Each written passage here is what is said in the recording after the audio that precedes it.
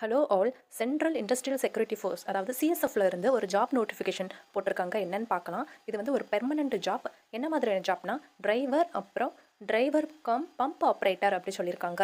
Total vacancy பார்த்தீங்கன்னா 1124 vacancy இருக்கு. உங்களுக்கு லாஸ்ட் டேட் பார்த்தீங்கன்னா March 4 லாஸ்ட் டேட். அதுக்குள்ளே அப்ளை பண்ணுறவங்க மறக்காமல் அப்ளை பண்ணிடுங்க.